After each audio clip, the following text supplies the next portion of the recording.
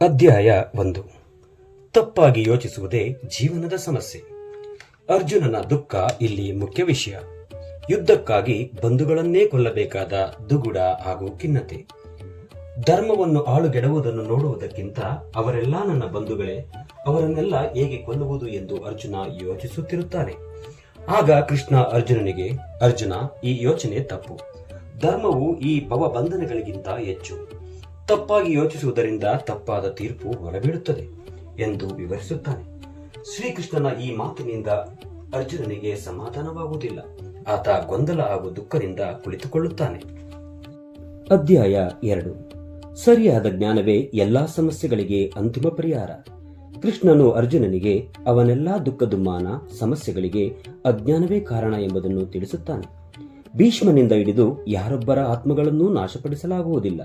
ಹಾಗಾಗಿ ಅವರೆಲ್ಲ ಶಾಶ್ವತವಾಗಿರುತ್ತಾರೆ. ಯುದ್ಧವನ್ನು ದೂರವಿಡುವುದರಿಂದ ನಿನ್ನ ಧರ್ಮವನ್ನೇ ದೂರವಿಟ್ಟಂತಾಗುತ್ತದೆ. ಅದು ಪಾಪಕಾರ್ಯ. ಹೋರಾಡದಿದ್ದರೆ ಆತನೊಬ್ಬ ಏಡಿ ಎನಿಸಿಕೊಳ್ಳುತ್ತಾನೆ ಎಂದು ಎಚ್ಚರಿಸುತ್ತಾನೆ ಶ್ರೀಕೃಷ್ಣ.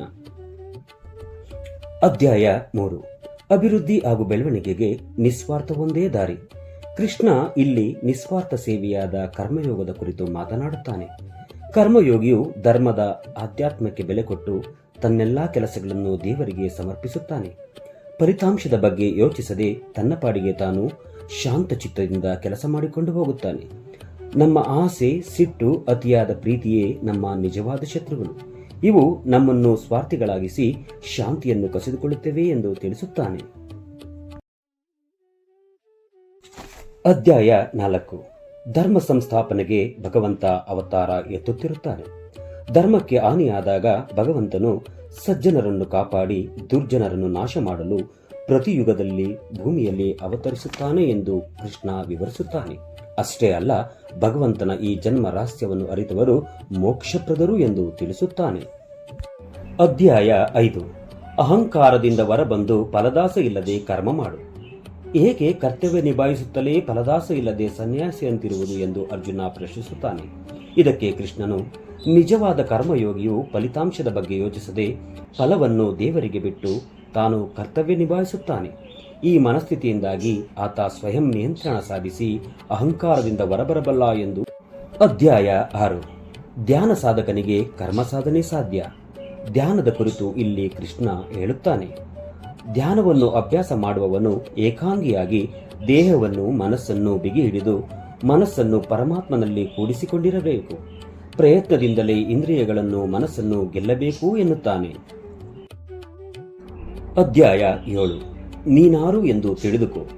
ಧ್ಯಾನ ಮಾಡುತ್ತಿರುವುದರಿಂದ ನಿನಗೆ ನೀನು ಯಾರೆಂಬುದು ಅರಿವಾಗಬೇಕು. ಜ್ಞಾನಿಯು ನನ್ನಲ್ಲಿ ನೀಲನಾಗುತ್ತಾನೆ ಎಂಬ ತತ್ವವನ್ನು ಬೋಧಿಸುತ್ತಾನೆ. ಅಧ್ಯಾಯ 8. ಪ್ರಯತ್ನ ಬಿಡಬೇಡ. ದೇವರ ಧ್ಯಾನದಲ್ಲಿ ಪ್ರಾಮಾಣಿಕವಾಗಿ ತೊಡಗಿರುವವನಿಗೆ ದೇವರು ಸಿಕ್ಕೇ ಸಿಗುತ್ತಾನೆ. ಪ್ರಯತ್ನ ಬಿಡಕೂಡದು ಎಂದು ಹೇಳುತ್ತಾನೆ. ಅಧ್ಯಾಯ 9. ದೇವರ ಧ್ಯಾನದಿಂದ ನನ್ನ ಸೇರಬಹುದು. ಈ ಜಗತ್ತೆಲ್ಲ ಕಣ್ಣಿಗೆ ಕಾಣದ ನನ್ನಿಂದ ತುಂಬಿರುವುದು. ಈ ಎಲ್ಲಾ ವಸ್ತುಗಳು ನನ್ನಲ್ಲಿಯೇ ಇರುವುದು, ಆದರೆ ನಾನು ಅವುಗಳಲ್ಲಿ ಇಲ್ಲ. ಯಾವ ಜನರು ತಮ್ಮ ಆತ್ಮವೆಂದು ನನ್ನನ್ನು ಧ್ಯಾನ ಮಾಡುವವರೋ ನಾನು ಅವರ ಯೋಗಕ್ಷೇಮದ ಹೊರೆ ಬರುತ್ತೇನೆ ಎನ್ನುತ್ತಾನೆ.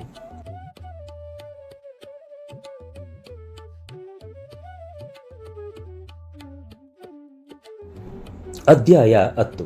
ಕರ್ಮಕ್ಕೆ ತಕ್ಕ ಫಲಪ್ರಾಪ್ತಿ. ಭೂಮಿಯ ಪ್ರತಿಯೊಂದು ಚರಾಚರಗಳಲ್ಲೂ ನಾನಿದ್ದೇನೆ. ನಿನ್ನ ಸುತ್ತಲ ಬದುಕು ಸಂಪೂರ್ಣ ಪವಾಡಗಳಿಂದಲೇ ತುಂಬಿದೆ. ಅವುಗಳನ್ನು ಕಂಡು ಖುಷಿಪಡು. ಜಗತ್ತಿನಲ್ಲಿ ದೇವರಿರುವುದಲ್ಲ, ದೇವರೊಳಗೇ ಸಂಪೂರ್ಣ ಜಗತ್ತಿದೆ. ನಿನ್ನ ಕರ್ಮಕ್ಕೆ ತಕ್ಕ ಫಲವನ್ನು ನಾನು ನೀಡಿಯೇ ತೀರುತ್ತೇನೆ. ಅಧ್ಯಾಯ 11. ವಿಶ್ವರೂಪ ದರ್ಶನ. ಈಶ್ವರತ್ವದ ರೂಪವನ್ನು ನೋಡುವ ಆಸೆಯನ್ನು ಅರ್ಜುನ ವ್ಯಕ್ತಪಡಿಸುತ್ತಾನೆ. ಇದರಿಂದ ಕೃಷ್ಣನು ತನ್ನ ಆದಿ ಅಂತ್ಯವಿಲ್ಲದ ಪ್ರಕಾಶಮಾನವಾದ ವಿಶ್ವರೂಪ ದರ್ಶನ ಮಾಡಿಸುತ್ತಾನೆ. ಇದನ್ನು ನೋಡಿ ಅರ್ಜುನ ಬೆರಗಾಗಿ ಶರಣಾಗುತ್ತಾನೆ. ಸತ್ಯವನ್ನು ಅರಿಯದಿದ್ದಕ್ಕೆ ಕ್ಷಮೆಯಾಚಿಸುತ್ತಾನೆ.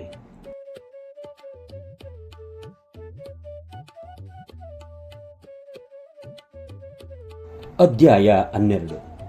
ವೈರಾಗ್ಯದಿಂದ ಧ್ಯಾನಿಸುವವರೇ ಯೋಗಿ. ಯಾರು ಭಗವಂತನಲ್ಲಿ ಹೆಚ್ಚು ಪ್ರೀತಿಯನ್ನಿಟ್ಟು ವಿಶ್ವರೂಪವನ್ನು ಧ್ಯಾನಿಸುತ್ತಾ ಉಪಾಸನೆ ಮಾಡುವರೋ ಅವರು ಹೆಚ್ಚಿನ ಯೋಗಿಗಳು. ವಿವೇಕ ವೈರಾಗ್ಯಗಳಿಂದ ಅವನ್ನು ಅಭ್ಯಾಸ ಮಾಡಬೇಕು. ಅದೂ ಕಷ್ಟವಾದರೆ ಭಗವಂತನ ಪ್ರೀತ್ಯರ್ಥವಾಗಿ ಕರ್ಮಗಳನ್ನು ಮಾಡು. ಅದೂ ಕಷ್ಟವಾದರೆ ಕರ್ಮಗಳ ಫಲಗಳ ಬಯಕೆಗಳನ್ನೆಲ್ಲ ಬಿಡು ಎನ್ನುತ್ತಾನೆ. ಅಧ್ಯಾಯ 13. ಮಾಯೆಯಿಂದ ಕಳಚಿಕೊಂಡು ಭಗವಂತನನ್ನು ಭಜಿಸು. ಈ ಬ್ರಹ್ಮಾಂಡವೇ ಒಂದು ಮಾಯೆ. ಇವೆಲ್ಲದರ ಸೃಷ್ಟಿಕರ್ತ ಬ್ರಹ್ಮನಾಗಿದ್ದು ಅವನು ಪ್ರತಿಯೊಂದು ಅಣು ರೇಣು ತೃಣಕಾಷ್ಠಗಳಲ್ಲೂ ನೆಲೆಸಿದ್ದಾನೆ. ನಿನ್ನೊಳಗೂ ಆತ ಇರುವುದನ್ನು ಅರ್ಥ ಮಾಡಿಕೊಂಡು ಮಾಯೆಯಿಂದ ಕಳಚಿಕೊಂಡು ಭಕ್ತಿಯಿಂದ ಜೀವಿಸು ಎಂದು ಕೃಷ್ಣ ವಿವರಿಸುತ್ತಾನೆ. ಅಧ್ಯಾಯ 14. ನಿನ್ನ ದೃಷ್ಟಿಕೋನಕ್ಕೆ ಹೊಂದುವ ಜೀವನ ಶೈಲಿ ಅಳವಡಿಸಿಕೊ. ಎಲ್ಲದರಲ್ಲೂ 3 ಗುಣಗಳಿರುತ್ತವೆ. ಸಾತ್ವಿಕ ಗುಣವು ಬೆಳಕಿನ ಸುಖದ ವಿಚಾರದ ರೂಪ. ರಜೋಗುಣವು ಪ್ರೀತಿ ಬಯಕೆ ಅಹಂಕಾರದ ಕ್ರಿಯಾಶೀಲ ರೂಪ. ತಮವು ಅಜ್ಞಾನ ತಪ್ಪು ತಿಳುವಳಿಕೆ ಆಲಸ್ಯದ ರೂಪ. ಇವುಗಳಲ್ಲಿ ಶಕ್ತವಾದ ಗುಣ ಆತ್ಮವನ್ನು ಕಟ್ಟಿಹಾಕುತ್ತದೆ. ಎಲ್ಲರಲ್ಲಿಯೂ ಇಷ್ಟು ಗುಣಗಳಿದ್ದರೂ ಒಂದು ಗುಣ ಮೇಲುಗೈ ಸಾಧಿಸುವುದು. ಸಾತ್ವಿಕ ಗುಣದವನು ಮೋಕ್ಷ, ರಾಜಸಿಕ ಗುಣದವನು ಪುನರ್ಜನ್ಮ ಹಾಗೂ ತಾಮಸಿಕ ಗುಣದವನು ಕೆಳಮಟ್ಟದ ಜನ್ಮವೆತ್ತುತ್ತಾನೆ ಎಂದು ಕೃಷ್ಣ ಹೇಳುತ್ತಾನೆ. ಅಧ್ಯಾಯ 15. ದೈವಿಕತ್ವಕ್ಕೆ ಬೆಲೆ ಕೊಡು. ಈ ಪ್ರಾಪಂಚಿಕ ಜೀವನದಲ್ಲಿ ನಾವು ಹೇಗೆ ಸಾವು ಹಾಗೂ ಪುನರ್ಜನ್ಮಗಳ ಮಧ್ಯೆ ಸಿಲುಕಿದ್ದೇವೆ ಎಂಬುದನ್ನು ಕೃಷ್ಣ ಅರ್ಜುನನಿಗೆ ಅರ್ಥ ಮಾಡಿಸುತ್ತಾನೆ. ಆತ ಸಂಸಾರವನ್ನು ತಲೆಕೆಳಗಾದ ಅರಳಿ ಮರಕ್ಕೆ ಹೋಲಿಸಿ ಮಾತನಾಡುತ್ತಾನೆ. ಪಾಪ ಪುಣ್ಯಗಳ ಕರ್ಮಗಳನ್ನು ಅಂಟಿಸುವ ಒಳಬೇರುಗಳು ಮೇಲಕ್ಕೂ ಕೆಳಕ್ಕೂ ಹರಡಿಕೊಂಡಿವೆ. ಸುಖದ ಬಯಕೆಗಳೇ ಅದರ ಚಿಗುರುಗಳು. ಇದು ಆದಿ ಅಂತ್ಯವಿಲ್ಲದ್ದು. ಇದನ್ನು ವೈರಾಗ್ಯವೆಂಬ ಶಸ್ತ್ರದಿಂದ ಕತ್ತರಿಸಬೇಕು. ದೈವತ್ವಕ್ಕೆ ಬೆಲೆ ಕೊಟ್ಟಾಗ ಇದು ಸಾಧ್ಯ ಎಂದು ಕೃಷ್ಣ ಮನಮುಟ್ಟುವಂತೆ ಹೇಳುತ್ತಾನೆ. ಅಧ್ಯಾಯ 16. ಉತ್ತಮನಾಗಿರುವುದೇ ವರ. ಸಿಟ್ಟು, ಕ್ರೂರತೆ, ಅಜ್ಞಾನ, ಅಪ್ರಾಮಾಣಿಕತೆ, ಅತಿಯಾಸೆ, ಅನೈತಿಕತೆ, ಅಹಂಕಾರ ಮುಂತಾದವು ವ್ಯಕ್ತಿಯನ್ನು ಆಧ್ಯಾತ್ಮಿಕವಾಗಿ ನಾಶ ಮಾಡುತ್ತವೆ.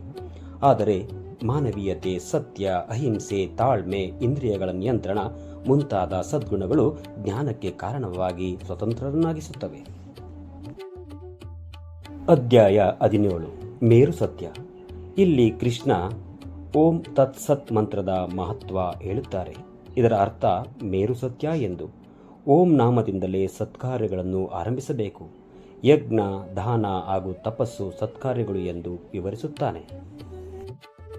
ಅಧ್ಯಾಯ 18. ಪರಮಾತ್ಮನೊಂದಿಗೆ ಐಕ್ಯ. ಫಲದ ಬಯಕೆಯಿಂದ ಮಾಡುವ ಕರ್ಮಗಳನ್ನು ಬಿಡುವುದೇ ಸನ್ಯಾಸ. ಈ ಎಲ್ಲ ಕರ್ಮಗಳನ್ನು ಮಾಡಿ ಫಲವನ್ನು ಬಯಸದೇ ಇರುವುದೇ ತ್ಯಾಗ ಎಂದು ಹೇಳುತ್ತಾನೆ ಶ್ರೀಕೃಷ್ಣ. ನಿಮ್ಮ ಕೆಲಸವೇ ನಿಮ್ಮನ್ನು ಆತ್ಮದೊಂದಿಗೆ ಜೋಡಿಸುತ್ತದೆ. ಪರಮಾತ್ಮನೊಂದಿಗೆ ಐಕ್ಯವಾಗಲು ದಾರಿ ತೋರುತ್ತದೆ ಎಂದು ವಿವರಿಸುತ್ತಾನೆ. ಇದುವರೆಗೂ ಭಗವದ್ಗೀತೆಯ ಸಾರವನ್ನು ಕೇಳಿದ ನಿಮಗೆಲ್ಲರಿಗೂ ಹೃದಯಪೂರ್ವಕವಾದಂತಹ ಧನ್ಯವಾದಗಳು. ಇಂತಹ ಹೆಚ್ಚಿನ ವಿಡಿಯೋಗಾಗಿ ದಯವಿಟ್ಟು ನನ್ನ ಯೂಟ್ಯೂಬ್ ಚಾನಲ್ ದ ಬೆಳಕನ್ನು ಸಬ್ಸ್ಕ್ರೈಬ್ ಮಾಡಿ.